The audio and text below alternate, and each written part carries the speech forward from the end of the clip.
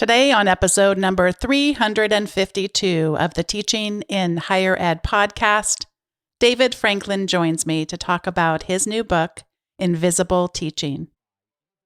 Produced by Innovate Learning, maximizing human potential.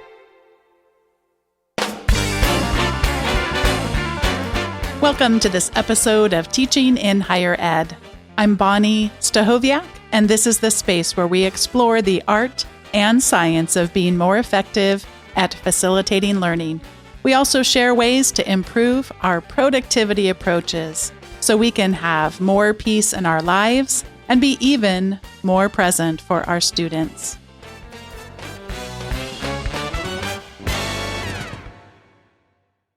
Today's guest, David Franklin, is a British writer who's fascinated by how we learn and about statistics. After taking Dan Levy's famous statistics class in the fall of 2018, he returned as part of the teaching team the following year and took notes on everything Dan did.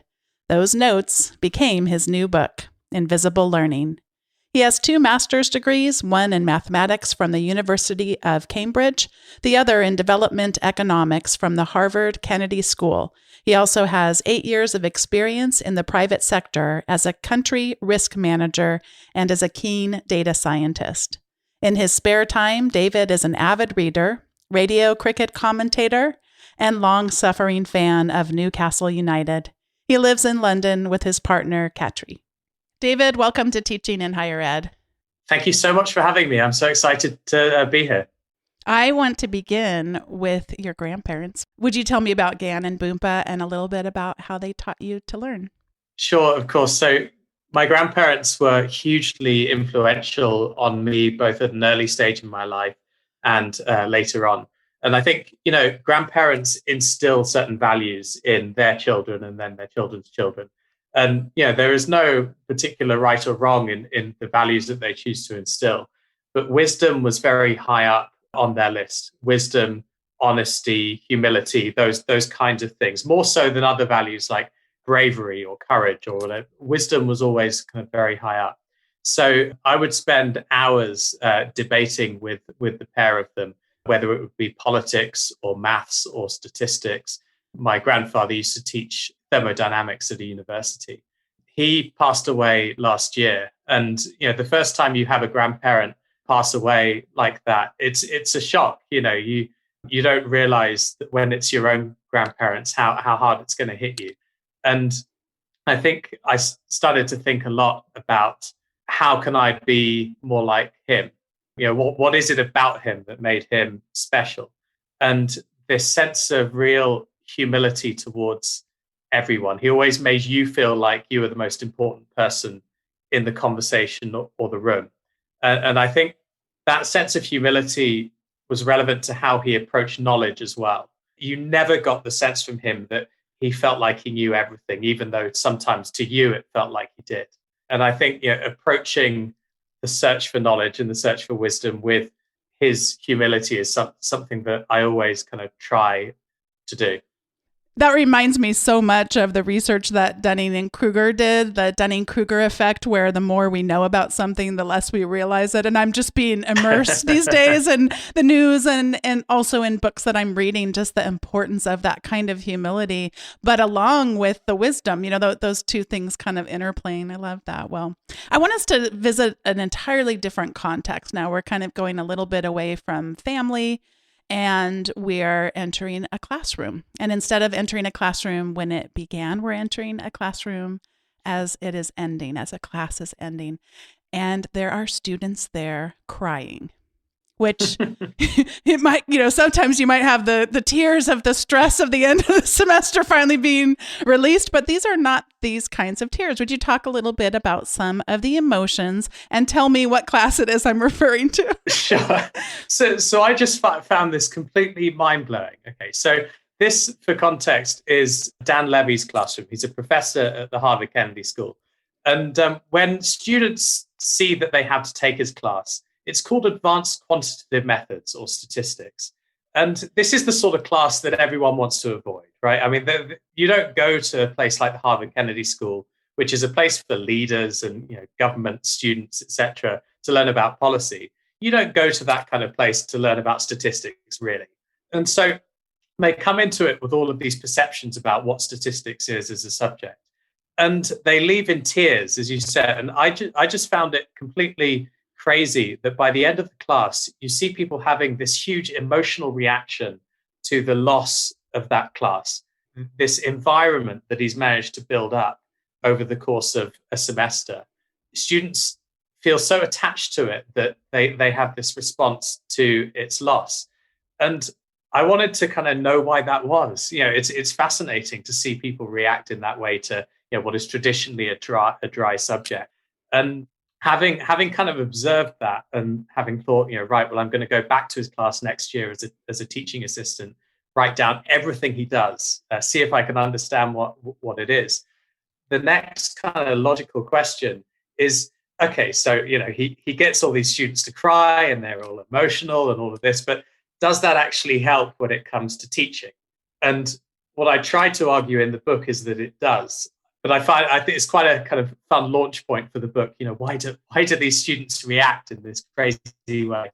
Yeah, there's an author, Sarah Rose Kavanagh, who wrote a book, The Spark of Learning, and the whole entire book is just about the role that emotions play in our learning. And he certainly doesn't only employ an emotion of loss and grief over the class being over, but humor is used extensively in his teaching, and curiosity, and another emotion, gets used throughout. And so I'm excited to explore this class a little bit more with you. Let's begin with kind of the overarching themes. And I want to quote here Ken Bain, who wrote a book, What the Best College Teachers Do. And he's famous for having done a longitudinal study about just the greatest college teachers. What is it that they all have in common? Because they all are very different as well. And he said, good teaching is about having students answer questions or solving problems that they find intriguing, interesting, or beautiful. And I almost felt like there was just this thread of Ken Bain really setting that out there for us as educators throughout the book. Would you talk first about what is an airport idea? Sure. So an airport idea is something that Dan really wants you to take away from his class. And that's not a new concept. Most professors, most teachers, I think, wrap up lectures with some bullet points on what they hope will be the key takeaways from the class. But Dan is trying to maximize the student's focus at that moment when he brings in an airport idea. And he's trying to just make sure that you remember it. So what he says to the students is, the airport idea is one that I want you to remember in 5 years' time when I bump into you at an airport. He's less interested in whether they can, recite every formula that goes through the class. He wants to make sure that when they've forgotten everything else, they remember these key ideas. And this idea of an airport as well, there's something sort of high level about it. And there's something aspirational about it too. These are international students who are going to be going back to their home countries once they've finished Harvard and applying some of the lessons that Dan has taught them. And so that I think it's quite a clever way of getting them to pay attention and memorize those key concepts, because it really puts the focus on them and their kind of future lives down the line. This is something that so many struggle with. I mean, you mentioned, yes, so many of us have that list of bullets. The trouble, and I can always tell that there's going to be trouble. Trouble's coming. Whenever a conversation talks about, we have to cover this. We have to cover the material. Whenever that phrase gets used, it is generally indicative of really a challenge of not having really wrestled through that airport conversation 5 years after a class is over. And you quote him as saying, that he wants them to be able to explain the ideas to him. But the last, I don't want it to trail off. The last thing he says is, even if you've forgotten everything else. And are there concepts that come to mind that you can recall him wrestling with, that most statistics classes at that level at an institution like that would try to jam in there, that he kind of can you think of kind of the wrestling around a topic that he decides not to cover, because, or not to cover in the same way that someone else teaching a similar class might? Yeah, I think it comes down to the kind of background for the class. So I think too often statistics is seen as a kind of offshoot of mathematics. That's how it's often taught. You kind of start with these mathematical ideas and you prove these theorems and things, and then you work out what you can infer and what you can't about some data that you have. And Dan's idea is that, it may be mathematical in some sense, but that's not what's interesting or relevant or best for students to learn. Statistics for him is about teaching students to evaluate truth in the world, which at the moment is more important than ever. So when he kind of puts those airport ideas forward, he's not saying, look, this is one mathematical theorem that you've really got to learn. It's all about the takeaways. And what fascinated me about the class was that it is as much about students' relationship with statistics as it is about, statistics or math itself. And, one practical thing that he does, to take an example, there's a lot of behavioral science right at the start.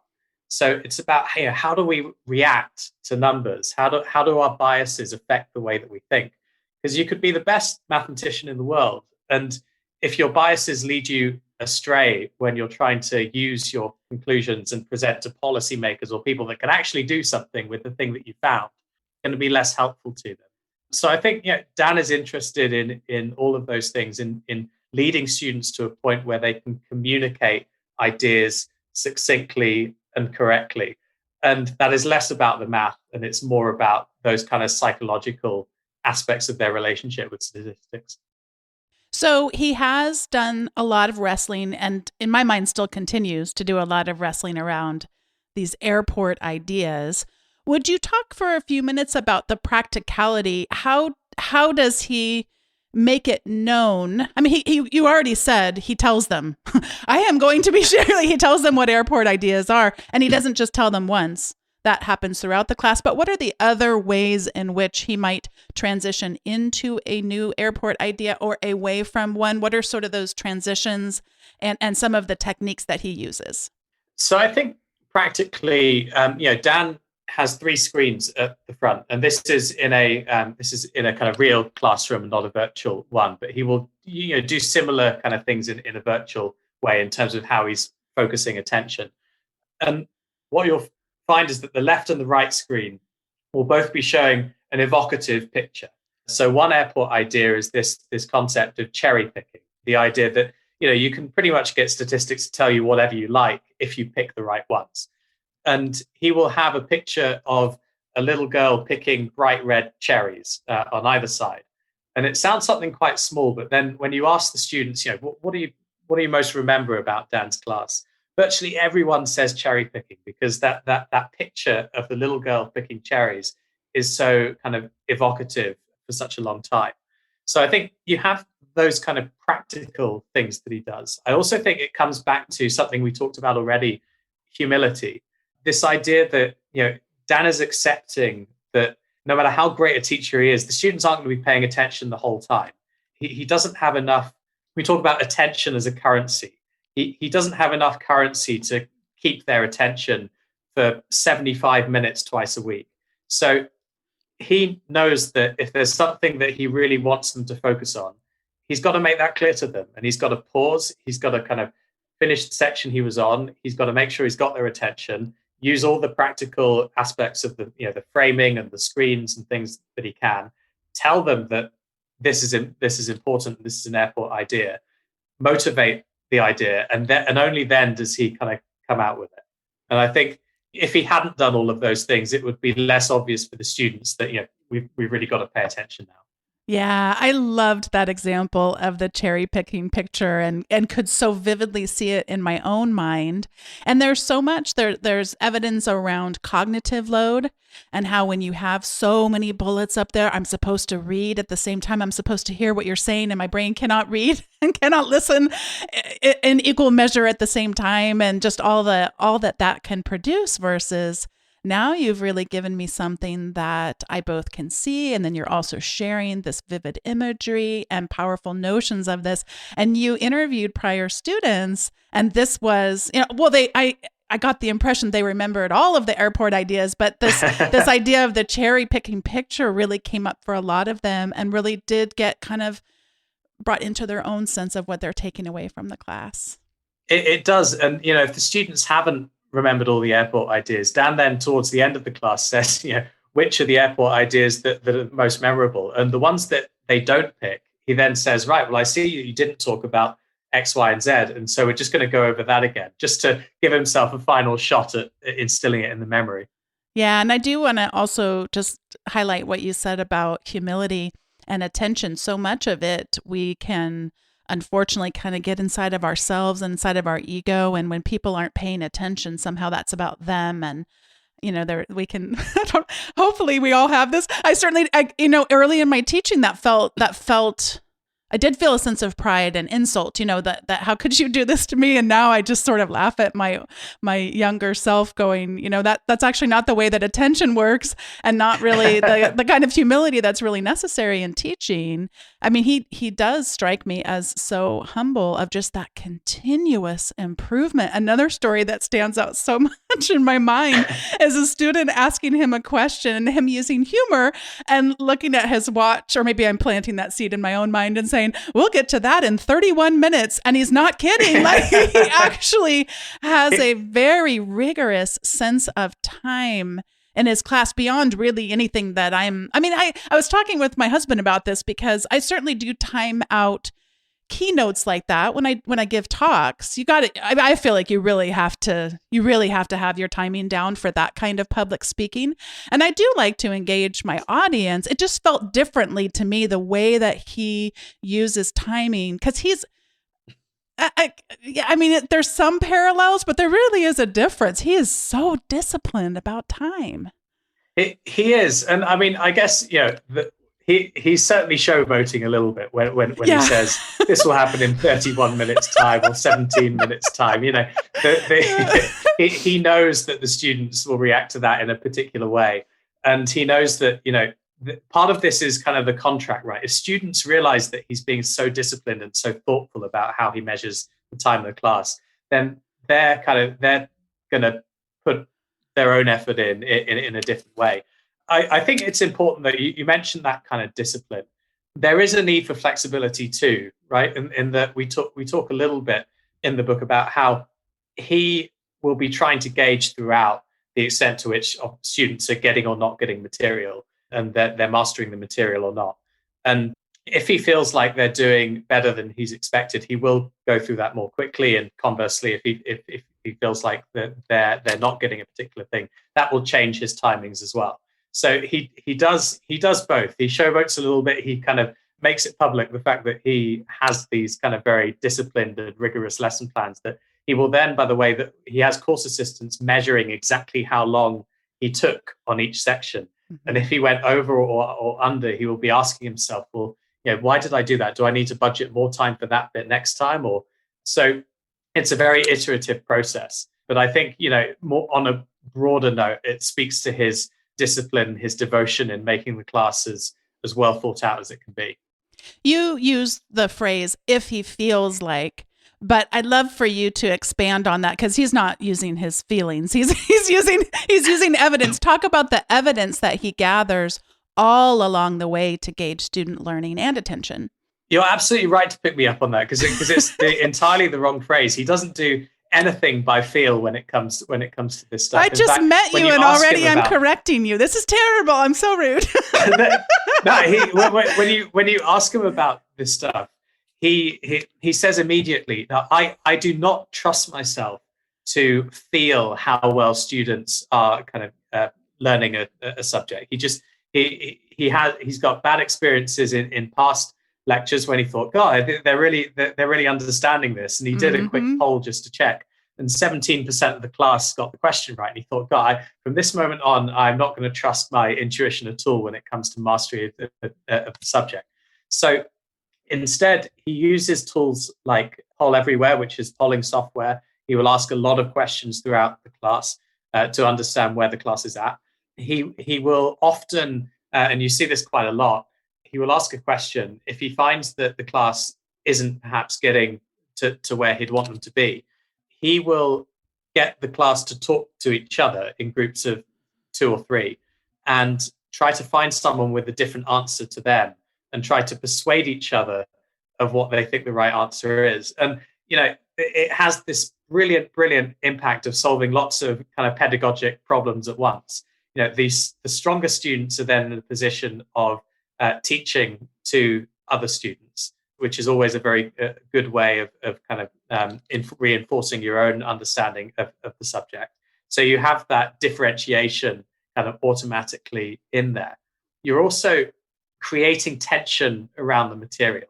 And that's one of Dan's aims in the class, is to not just be kind of saying the material, asking the odd question and having kind of students come back to it, but creating real sort of heat in the room, real tension where students are kind of maybe partly getting to the answer, but only partially, and requiring other students to help them get the rest of the way. Because it's in that process that the learning happens. You don't learn something from being told it, usually. You learn through having to engage with that material, and kind of this iterative process that he's trying to spark when he uses those kinds of polling software or other ways of kind of gauging the room. Your book is called Invisible Learning. Before we get to invisible learning, would you start with visible learning? What would it look like if learning were visible? So we talk in the book about how if learning were visible, you would see, for example, a big number flash up above a student's head as soon as they learned a concept. And let's say that number was the future value of the concept that you'd learned. So, you become a successful engineer in later life. You learn Pythagoras' theorem for the first time when you're 11. And this kind of big $10,000 comes up in green with a kind of ka-ching noise above your head. Now, if that were the world that we were living in, teachers would be earning more than anyone in the world, right? It would make complete sense to pay insane amount of money to the best teachers, because you would be going to their classroom and making these kind of instant profits from the learning that you were doing. And in a way, it's kind of a sobering thought to realize that the only difference between that world and this one is that you don't see the number. So that learning is still happening. That value is still being created, but the teaching process is kind of far removed from the value. So what fascinated me in the kind of study of Dan's class and trying to think about what he does was this kind of unexpected adventure into the field of leadership. And in leadership, or at least the way that it's taught at the Kennedy School, they talk about any task that you might want to accomplish as one of two things. It's either an adaptive challenge or it's a technical challenge. And technical challenges are things like, say, building a rocket. It may be really difficult, but at every stage in the building process, if you're an engineer at NASA, you know that it's happened. You knew exactly when it was going to happen, and you can just kind of tick it off in the logbook. And everything about that process will be visible. And the contrast with that is an adaptive challenge where progress is invisible. And, the mind goes to something like a difficult breakup. It's something that a lot of people have had to get through at some point in their lives. But, you're not going to know once you're there. It's probably going to go in waves. You have good days and bad days. And then once you think that you're over it, everything might change again. So progress is largely invisible for adaptive challenges like that. And one of the central ideas of the book is that learning is an adaptive challenge. Progress is invisible. And so we can apply a lot of the kind of leadership ideas to how to facilitate learning. But we treat it so much like a technical challenge in so many of our educational contexts this makes so much sense. It really does. And part of the reason for that is that you have to examine it somehow, right? I mean, so at the end of the day, it's all very well us saying that this is about understanding and adaptive challenges and invisible progress and all of that. But at some point at the end of it, the students are going to get a mark, whether it's out of 100 or a letter grade or whatever. And it's very difficult to reconcile those two activities, because on the surface, it looks like an exam should be able to measure learning. I think you go a little bit deeper than that, and they're almost polar opposites in the things that they can be measuring. My husband has a podcast called Coaching for Leaders, and every one of his episodes starts the same way, with him saying, leaders aren't born, they're made. I'd love to hear you talk a little bit about your thoughts after going through this process of really examining an exemplar teacher, of the extent to which great teachers kind of started out that way and had some real strengths to build upon, or that, and again, I'm not trying to give you a binary choice for something that is definitely, I know, not binary, but just thoughts about sort of the natural things that great teachers may have versus the discipline, the rigor that they might use to continually get better. Yeah, I think that growth mindset is hugely important, right? So Dan, the first time he taught this class, in his own words, it was a disaster. Now I'm convinced that it's not quite as bad as he makes it out to be, but in his mind, this was just the first step in a kind of iterative process. So that humility, which is a word we keep coming back to, was hugely important in him not having the stubbornness to say, well, I know this stuff back to front. This is how I'm going to teach it. But to keep gathering data. And Dan gathers more data than anyone I've ever seen in my life, not just in class, but from the course assistants afterwards. Every single problem set mark, every question, every point of feedback that he gets from the students. He goes back and his reflections, his self-evaluations on classes just last year run to, I think, 32,000 words and 94 pages. So, when people talk about Dan, and they do at the Kennedy School sometimes, as this kind of magic, teacher, we can't all be like Dan. There's something kind of crazy about it. They're kind of avoiding the work a little bit, right? This is a guy that's more devoted than anyone you could imagine. I think the other thing about that quote, this idea that leaders aren't born but made, that there's a kind of underlying premise there that one can be a leader, that leadership is something that is inherent to a person and not something that you exercise. And one of the kind of interesting things about the study of leadership is that by some views of it, leadership is an activity. It's not inherent in one person and just not there in another.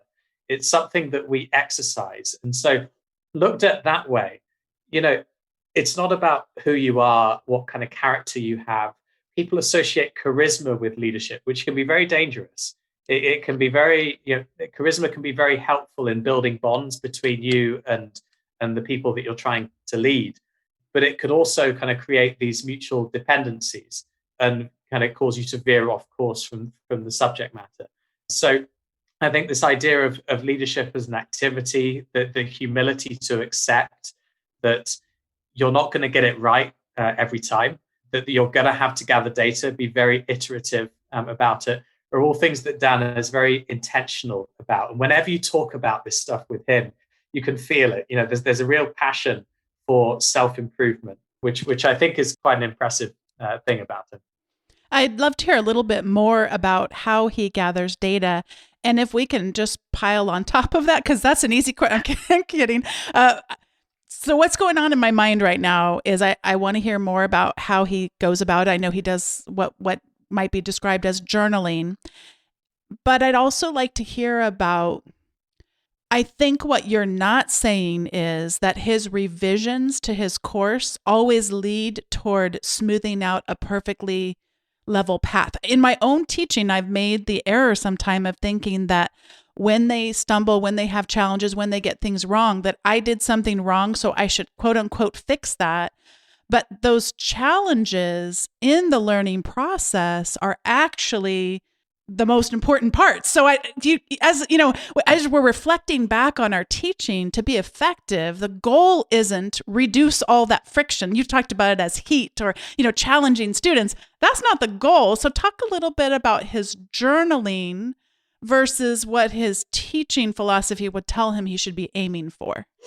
There's a great bit in the class where he gets to, I think it's class 5, and he's trying to teach them about some concept like sampling distributions or something, which he knows is difficult, and he really struggles to teach it.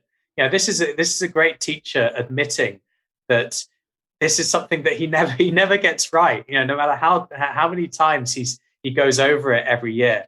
And part of the way that he gets the students on board with this difficult topic is, in class, he goes through his evaluations that he's made every year, and they're all terrible. So he's going through saying, 2012, this class went awfully. 2013, I thought this class was going better this year, but it turned out it was rubbish. He brings the students into his way of thinking. So I think that's the first thing. The students are part of that teaching process. I think the other thing is that he is not just journaling and self-reflecting. He's seeking feedback on a constant basis from not just students, but also guests in his classroom and his teaching assistants. So the sorts of meetings that as a teaching assistant you would have with Dan are full of, in the best possible way, conflict and debate. So he encourages an atmosphere in which he can be questioned and his ideas can be questioned. And I think the result is a class that is never ever going to be perfect. It's not what he seeks to strive for, but he kind of makes do with a class that improves every year. And if it doesn't do that, then he'll make sure that he's able to tweak it for the year after.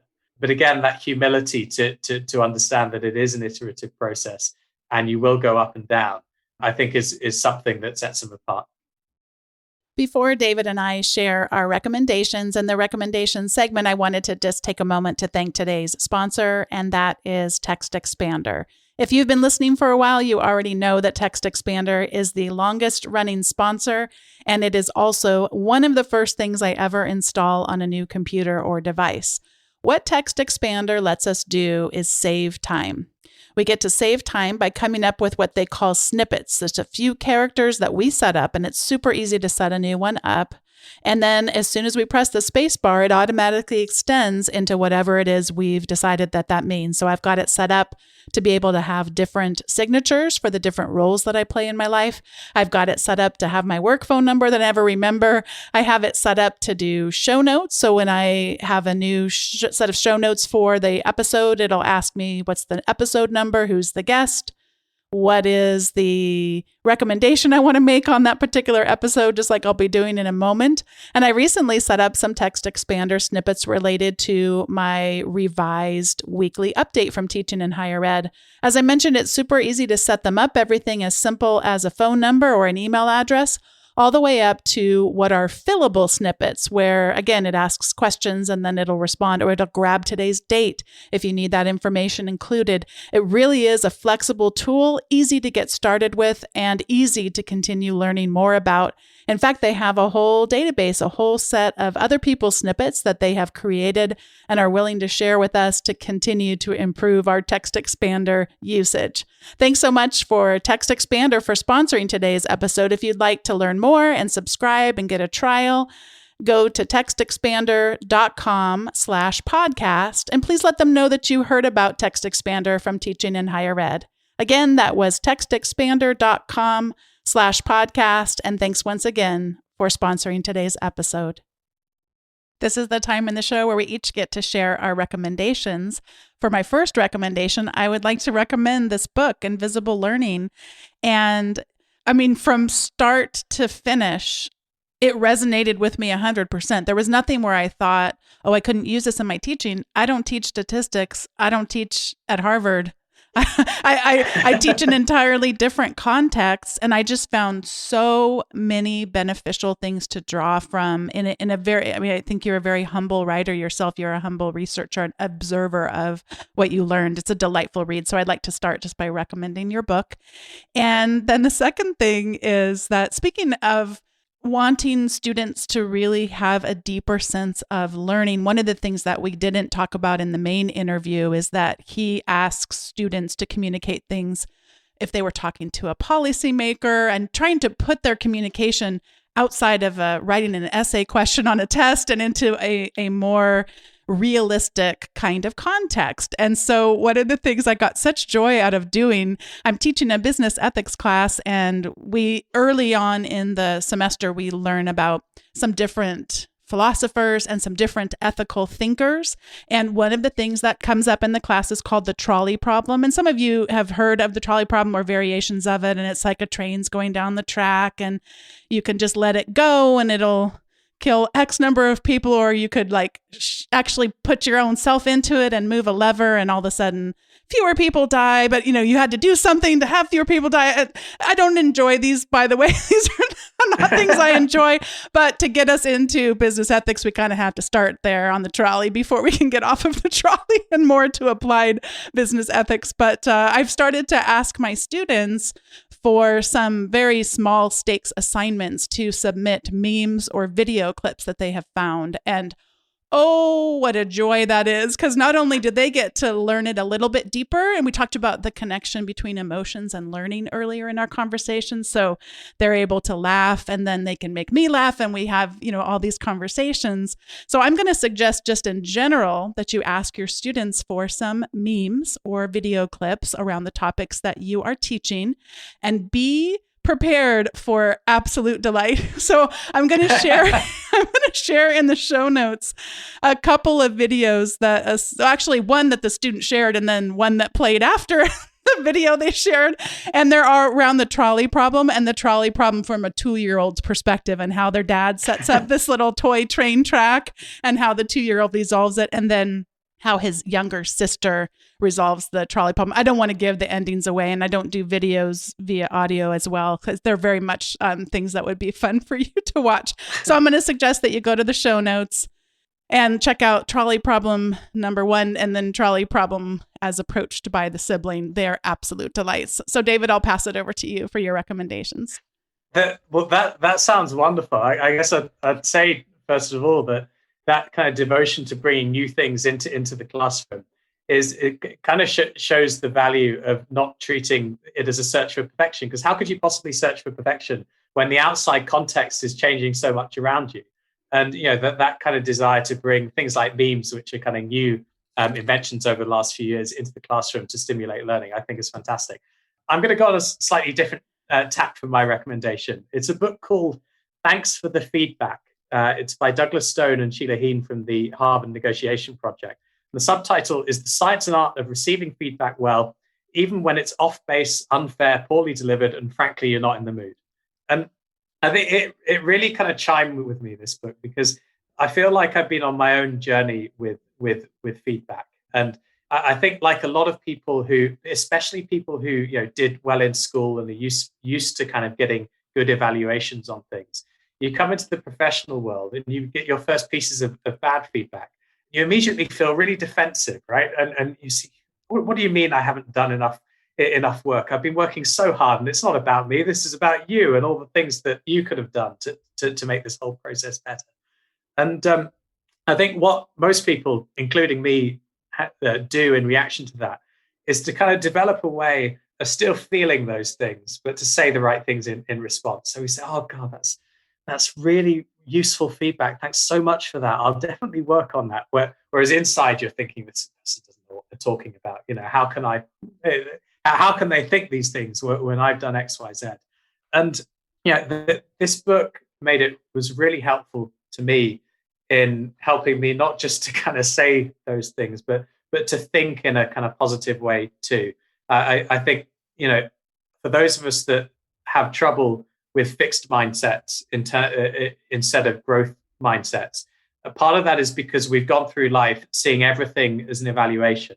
And they distinguish in the book between different types of feedback. Is this appreciation? Is it coaching? Is it evaluation? And what were you looking for in advance? And often we see an evaluation in feedback that was intended as coaching. So what we often do as a kind of defensive mechanism in response to that is to say, well, it is to deauthorize the person giving it, right? So we say, how can you give me this feedback when you're equally bad at X, Y, Z? And I just found the way that the book laid out some of these ideas super helpful in saying, right, when you're receiving feedback, keep the conversation about you. Don't push it to anyone else or any other ideas. If you need to talk about those things, you can talk about those things later. But it was something that I didn't realize that I needed, and that I genuinely felt had a big impact on me. I really need to pick that one up. In fact, I know we already own that one because my husband interviewed them for his podcast. But, you're kidding. Yeah, but I really know I need to read it, because part of what I took away from their conversation is just that the more you do it, the more helpful it can be. And then also the more used to it you get, where you can kind of desensitize yourself to it feeling every time like it's evaluative and, absolutely. And you can keep track of yourself. You can, after any, and by the way, feedback's much more common than we think of it. It's not just that kind of formal session where you're at work and someone sat down with you across a table. It's everything that anyone ever says to you, almost, in your personal life or your professional life, is some form of feedback on something. And so I found the way that they kind of broke all of those things down and gave you a framework to think about it just so helpful. Yeah, I've been thinking so much, and I think this comes from the work of Brené Brown, but just not only about, yes, let's seek out feedback, so important, but let's really be strategic about who it is we're seeking it out from. And the more that you're in a public space where you're writing books or you're doing podcasts or that kind of stuff you do, occasionally you're going to run across, some pretty darn harsh feedback. But then you kind of have to ask yourself that, and I'm better at doing it now, and I don't actually get a lot of negative feedback about the podcast. But there was recently a iTunes or Apple Podcast review that was really, really harsh. And then it's clear from what this person wrote, they've never actually listened. They just have strong feelings about that formal education isn't valuable, and that what you really should do is, one of those like alt MBA kind of things. So I was kind of like, yeah, I don't think he's talking to you, and I don't think he's giving you good, helpful feedback to make your show better. But yeah, thinking about strategically, where can you source out feedback from people whose perspectives would be valuable to you. And that's something I've been thinking about as well. And to come full circle, it's exactly what Dan does in selecting his kind of course assistants. So he won't pick the people that were necessarily best at statistics. He picks people for their honesty and ability to give him the bad news when something didn't go right. Yeah. Oh, I love that we came full circle. I am so glad to have met you and been connected with you, and absolutely love your book. I don't even know if it's fair to ask you this. I think you're a brilliant writer. Is there something that's kind of next on the horizon for you, or is it too soon to be thinking about that? It's too soon for now. I would love to write another book at some point. I really enjoyed the experience. It's a tough thing to do. It's a crazy thing to do as well when you do it, as you will have found for the first time. The idea of writing a book when you haven't done it before is almost insane. But you get to the end of it and you get that sense of pride. And I really loved doing it. I loved talking to Dan, talking to the students, kind of going on that adventure to find out what it was that makes his class so special. So I would love to do something in the future, but as to what it is, I don't know yet. It's still open. Well, I just love today's conversation, and thank you for contributing to the community. And I can't wait for more people to get their hands on your book. Thank you so much. It was really lovely to talk to you. Thanks once again to David Franklin for joining me for today's episode of Teaching in Higher Ed 352 on Invisible Learning. I hope you all have a chance to pick up his book. I think there are so many tremendous insights for us as educators. And if any of you listening have yet to subscribe to my weekly updates, I recently redid them at the start of the year and encourage you to head over to teachinginhighered.com/subscribe. Thanks once again for listening, and I'll see you next time on Teaching in Higher Ed.